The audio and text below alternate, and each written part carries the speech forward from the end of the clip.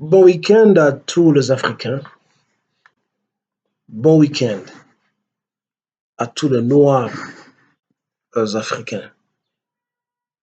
Euh, Je m'excuse excusez-moi, je vais dire que je sois un peu raciste, mais ce n'est pas mon intention d'être raciste. Je voudrais donc parler du sort de Noirs africains. Alors, pour tous ceux-là qui sont accros à l'actualité, ces derniers temps, dans les réseaux sociaux,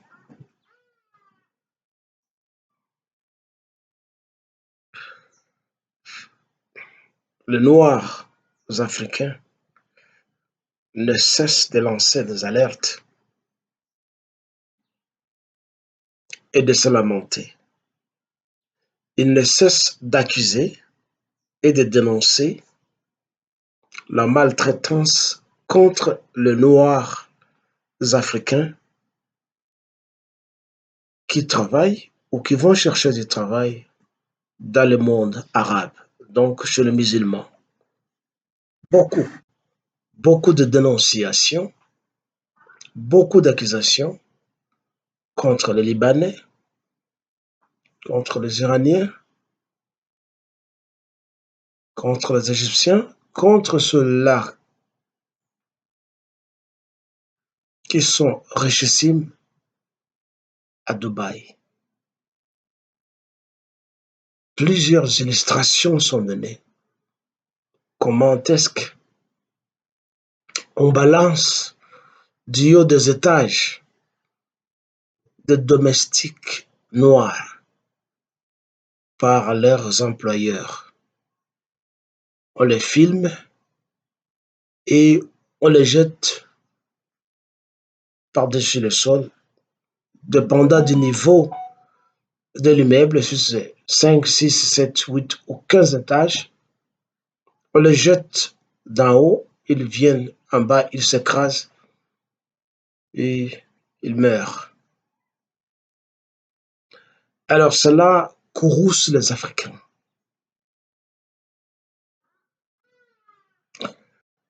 À cela s'ajoute une autre accusation et un reniement de la communauté libanaise en Afrique avec la guerre entre la Palestine et Israël, cette guerre qui s'est étendue dans d'autres États arabes, entre autres l'Iran et le Liban. Certains Arabes se trouvent en situation d'insécurité et ils veulent immigrer ailleurs. Et le continent d'immigration, c'est surtout chez nous, l'Afrique, où ils veulent tous se déverser pour venir y habiter, fuyant les calamités causées par la guerre entre Israël et les pays avoisinants, les pays arabes, les pays musulmans. Eh bien, ça fait un peu longtemps que les Libanais, surtout la communauté libanaise, est parsemée en Afrique. Elle est nombreuse dans de nombreux pays africains. La Côte d'Ivoire, le Libéria, Sierra Leone, le Gabon,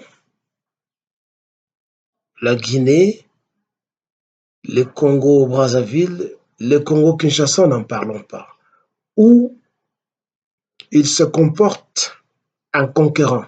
Ce sont des conquistadors. Que ce soit chez eux, dans leur pays, au Liban ou à Dubaï, les Arabes maltraitent les Noirs. Et que ce soit chez nous, pour ceux-là qui ont immigré chez nous en Afrique, la pratique reste immuable. C'est la même chose. Combien d'histoires n'apprenons pas au Congo-Kinshasa par exemple, ou les Indiens et les musulmans. Ça peut être une accusation fausse, mais il n'y a pas de fumée sans feu, comme on le dit, ou dans certains restaurants des Indiens, les Indiens, les musulmans, versent leur sperme dans les charbons, ce qu'ils appellent les, cette nourriture s'appelle comment c'est shawarma, que les Congolais malheureusement prononcent mal en disant shawarma, mais c'est le shawarma. Ils versent le sperme et ils vendent ça. Ils urinent et ils vendent ça. Je dis bien, ce sont des spéculations, des accusations. Il n'y a que ceux-là qui travaillent aux côtés d'eux qui peuvent prouver ça. Et ceux-là qui travaillent chez eux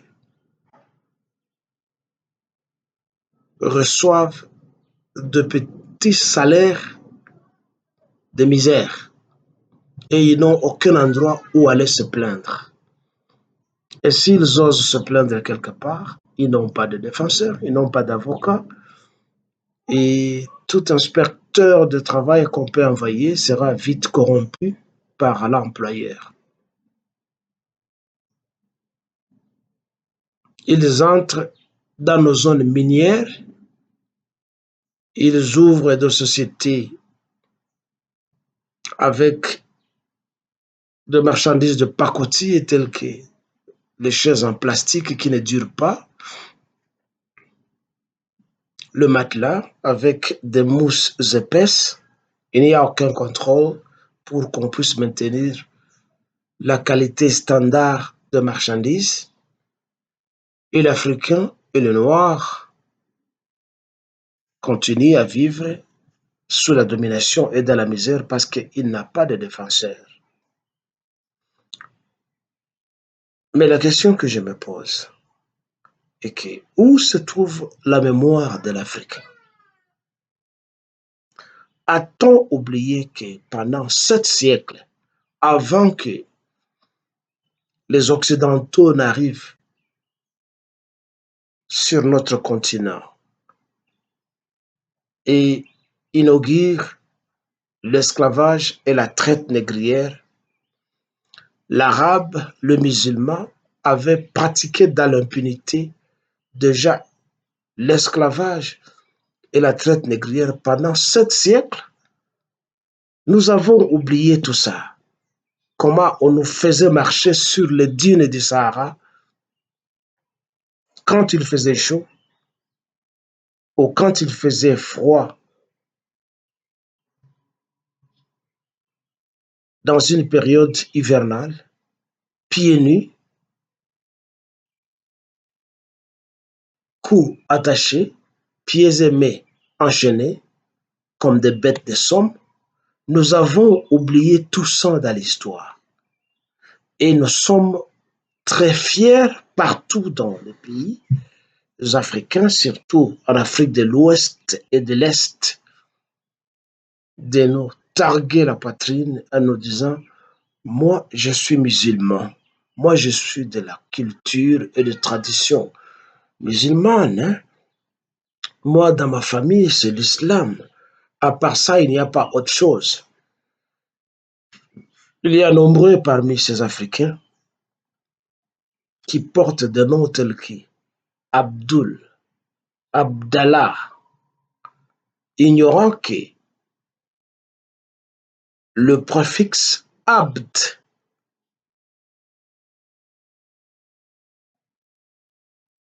suivi du suffixe Allah, Abdullah, Abdallah, Abd signifie esclave ou serviteur. Abdallah signifie l'esclave d'Allah, le supposé Dieu des musulmans. Abdullah, etc., etc.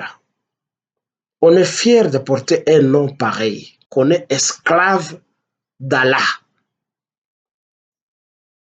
On s'attribue ce nom et petit à petit, on attribue ce même nom ou prénom à sa génération.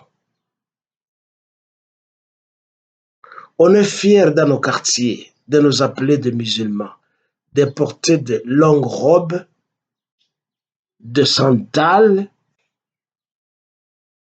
avec des talons déchiquetés,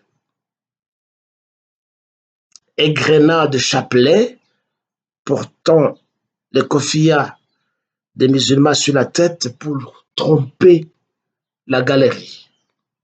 On est très content de célébrer les fêtes musulmanes islamiques chez nous, en Afrique,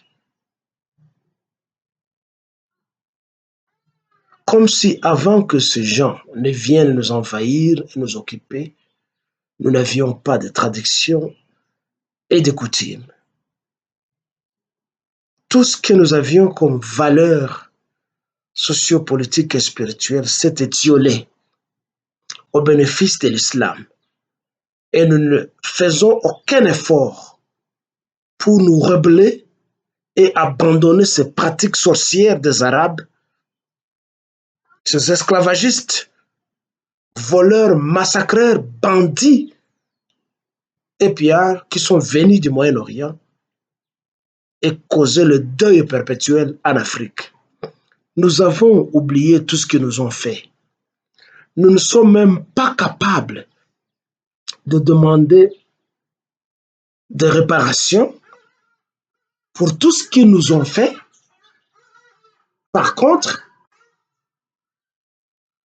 nous fraternisons avec eux en nous appelant frères musulmans. Un frère musulman, ignorant qu'ils ne nous considèrent pas comme étant des êtres. Parce que s'ils nous considèrent comme étant des êtres, ils ne viendraient pas chez nous pour nous attraper comme des animaux dans la brousse et faire de nous des bêtes de somme pour travailler pour eux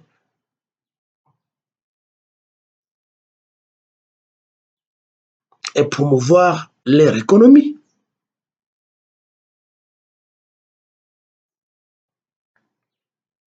On nous a castrés, on a violé nos mamans, nos femmes, nos enfants, nos sœurs, nos grands-mères. On les a violés par les mêmes Arabes qui nous ont amené l'islam en Afrique. Ils nous ont tués, ils nous ont jetés dans la mer. Et l'unique investissement qu'ils amènent en Afrique, c'est construire des mosquées partout, pendant que leurs pays sont nantis du pétrole. Pourquoi ils ne viennent pas construire des universités indépendantes, pas des universités islamiques, des universités indépendantes n'ayant pas de lien avec l'islam? Pourquoi ne viennent pas investir chez nous pour la construction de grandes infrastructures et la promotion des économies en Afrique, par où ils peuvent aussi tirer des intérêts, mais par contre, ils ne font que la promotion de mosquées partout et de la vente de leurs artefacts islamiques, le chapelet, les boubous, les sandales, les kofiyas et tout ce qui s'attache à l'islam, et créer des confessions musulmanes qui ont détruit les valeurs africaines. En Afrique, on ne se marie plus comme on le faisait à l'époque. Si il faut enterrer les gens, ben on vous dit il faut que le cadavre soit orienté vers la Mecque. On se marie selon l'islam. On mange selon l'islam. On s'habille selon l'islam. En fait, toute la vie de l'Africain qui est musulman, qui est converti à l'islam, ne lui appartient plus. Il est esclave. On voile les visages de nos femmes, de nos filles.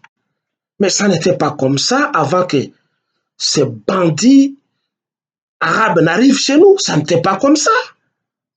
Mais quand une femme doit se voiler le visage, qu'est-ce qu'elle a encore à amener à la bourse de la beauté? Plus rien. On ne voit pas son visage. On ne voit plus ses lèvres. On ne voit pas l'expression de son visage. On ne voit pas à quoi ressemble son nez. On ne voit plus les formes de sa corpulence pour voir les curvilines, tout ce qu'elle a, comment nos femmes africaines sont, parce que nos femmes africaines sont belles. Elles deviennent comme des monstres, des épouvantails dans la rue. Tout est caché. En disant ainsi, je ne vais pas dire qu'elles doivent être nues, non, non, non. Mais avant que ce genre n'arrive, mais nos femmes s'habillaient, même si elles s'habillaient avec des herbes, mais elles n'étaient pas des épouvantables comme nous voyons avec tout ce qu'on donne à nos femmes. On les oblige sous un soleil calcinant au Soudan, en Ouganda, dans le Sahel. Elles sont voilées. Quand il fait chaud, et je me demande combien de gouttes de sueur coulent de leur tête et de tout le corps en entier. Et quand on doit suer comme ça, on finit par puer, et les hommes et les femmes. Mais pourquoi on doit voiler nos femmes? Quel est le mal qu'elles ont fait pour qu'elles soient voilées? Qu'est-ce que l'homme musulman ne veut pas que l'autre homme voie pour que la femme doit être voilée? Ce n'est pas nos traditions, ça. Ça n'émane pas de l'Africain, parce qu'avant l'arrivée de l'islam, pour me répéter, l'Africain ne s'habillait pas de cette façon. Quand une femme doit cacher son corps, qu'est-ce qu'elle va encore donner? Comment est-ce qu'on va l'aimer? Comment est-ce qu'on va l'apprécier? Malheur à ces petites filles qui sont voilées comme ça, et quand elles voient les autres filles qui sont bien habillées librement, elles ont la mort dans l'âme. Alors, malgré le chômage chez nous en Afrique, je demande aux Africains de cesser d'aller chercher de l'emploi dans le monde arabe, parce que les Arabes ne nous considèrent pas, les musulmans, les islamistes en général, ne nous considèrent pas comme étant des êtres humains au même titre qu'eux. C'est une réalité qu'il ne faut pas rejeter. Et ne vivez pas de la complaisance des religions, comme quoi je suis musulman, je suis islamiste, c'est notre valeur. Les valeurs islamiques, les valeurs musulmanes ne sont pas des valeurs africaines. Ce sont des valeurs des esclavagistes, des bandits, des terroristes, des voleurs et des menteurs, et qu'ils doivent foutre le camp, rentrer chez eux au Moyen-Orient avec leur Allah, leur Mohammed qui n'a jamais existé et leur Allah qui n'a rien à voir avec l'Afrique. Où était Allah et Mahomet quand on est venu maltraiter les Africains en Afrique? Allah ne voyait pas que les Africains étaient des êtres humains, si c'est lui qui nous a créés. Où était Mahomet quand on est venu nous truander chez nous? Mahomet ne savait pas, lui qui était chef de guerre, ne savait pas que nous étions des êtres humains. Si lui avait un conflit avec les Juifs chez eux là-bas, mais ça devait se limiter là-bas, ils sont venus en Afrique pour piller, pour voler, parce que ce sont des voleurs. Tous les musulmans. Alors quand les Libanais viennent chez nous, et nous les accueillons, ça prouve combien de fois nous acceptons le statut d'esclave. Ils bénéficient de notre hospitalité, de notre solidarité. Aujourd'hui, ils nous demandent, oh les Africains, vous êtes nos frères, et soutenez-nous dans cet état de guerre. Partout où ils osent venir en Afrique, chassez-les. Ils doivent détaler et rester chez eux. Ne les accueillez pas chez nous en Afrique, parce qu'ils sont mauvais. Tous les Arabes, tous les islamistes sont mauvais. En plus, que devons-nous faire pour nous libérer? Nous sommes à l'époque de la révolution culturelle et de la véritable révolution. À l'époque de son indépendance de 1960, ça a été de demi-indépendance. L'indépendance ou les indépendances n'étaient pas achevées. Il restait quelque chose parce que 60 ans ou 65 ans après, avec la France-Afrique, la colonisation, l'esclavagisme a continué. Mais alors, qu'est-ce que nous devons faire? Surtout vis-à-vis des esclaves, des religions. Changez vos noms musulmans en noms africains. Vous qui vous appelez des Abdul, des Arafat, des Jafar, des Mustafa, des Aïcha, des Acha, des Asmara ou des Ashara, tous ces noms de voleurs, de menteurs musulmans, de terroristes, de massacreurs, vous devez vous débarrasser de ces noms et épouser l'authenticité africaine. À l'époque, il y a eu un dictateur africain qu'on a appelé dictateur, mais il avait parfois de bonnes idées. L'ancien président du Congo, Max Zahir, le maréchal, il est mort maréchal, il n'était pas né maréchal. Mobutu Sese Kukumbendo Azabanga, il avait parlé du recours à l'authenticité, où il avait demandé aux Africains d'adopter leurs noms africains parce que aucun occidental, aucun arabe moyen-oriental, aucun asiatique, etc., ne prendra jamais un nom africain. C'est une réalité. Et pourquoi nous devons être en fait fiers dans la peau du moyen-oriental, de l'occidental, alors que eux ne veulent pas adopter nos valeurs. C'est nous qui devons toujours consommer toutes les ordures qu'ils amènent chez nous. Parce que l'islam, c'est une ordure. Le christianisme, c'est une ordure. Il n'y a pas longtemps, je pense le 14 ou le 1er octobre, l'entre guillemets, le saint des saints de l'Église catholique, le pape François et son Église a demandé pardon aux Africains. Demandez-vous, combien de siècles après que l'Église catholique ait massacré les Africains, ait béni les navires qui venaient transporter les Africains, les jeter dans les carlingues, dans les cales des bateaux, les entasser comme des sardines. Ceux-là qui n'avaient pas de résistance physique étaient jetés par-dessous bord pour être mangés par les poissons dans les océans. Des siècles et des siècles après, ils viennent demander pardon aux Africains. Et des Africains naïfs, dont la mémoire est programmée, vont accepter ce genre de pardon et vont continuer à aller dans des églises. Refuser désormais, d'une manière catégorique, d'aller dans des mosquées et dans des églises. Déserter les mosquées, démolissez les mosquées, déserter les églises, démolissez les églises. Et là, on parlera réellement d'une libération totale. Refuser leurs noms, adopter les noms africains, parce que nous avions nos noms à nous. Cessez de vous appeler Roger, Alphonse, Joseph, André, Sou, Andrew, Michel, Marie, des noms de voyous et de prostituées qui n'ont presque pas de sens. Qu'est-ce que signifie André? Ça signifie quoi? Qu'est-ce que signifie Roger? Qu'est-ce que ça signifie ça?